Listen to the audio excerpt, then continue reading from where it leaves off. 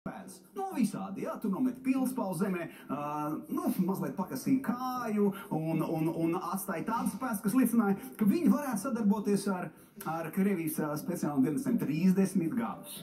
Beidzot, valsts drošības dienests ir ticis viņai klāt un kriminālu procesu uzsāks. Un tas nav maz, jo, lai panāktu, lai Latvijā uzsāk kriminālu procesu un, teiksim tā, apsūdzība, kas tiks uzrādīta par iespējamo sadarbību ar Krievijas spēcdienestiem, tā katru dienu nepiesakās, vai ne? Tas ir pareizi. Bet, lai viņiem veicās, tiem mūsu tiesu varu pārstāvjiem, visam dzīvē jābūt līdzsvarā. Tāpēc, ja vieni ķer, tad citi atkal domā, kur ir tie vārtiņi, pa kuriem varētu laist kādu ārā. Respektīvi, viens noķer, citus atlaiž. Un te ir skaistais gadījums par spiegošanu Krievijas labā apsūdzēto Valentīnu Frolovu, kurš izrādās ir aizbēdzis no Latvijas. Viņam piesprieda 4 gadus.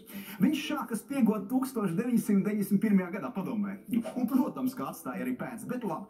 Viņu noķer, viņu apsūdz, viņu notiesā. Viņš pavaicā, varbūt es drošības naudu atstāju. Jā, protams. Un tiesnese Biruta Horuna saka, ej tagad mājās. Mēs tev piezvanīsim, kad tev būs jāsēž cietumā. Viņi zvana, Valentīns ir prom. Ir arī vēl viens gadījums.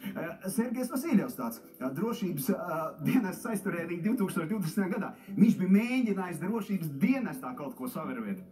Un tiesnesis Sigita Dulnieks saka, zini kā, tu esi vainīgs, bet aiziet tagad līdz mājām, paiet vakariņas. Zeķis un vispārējo sapako, vajadzēs to, bet tagad tu esi brīvs. Un kur viņš palika? Aizbēg. Kā tas sanāk, ko? Kas par to atbild?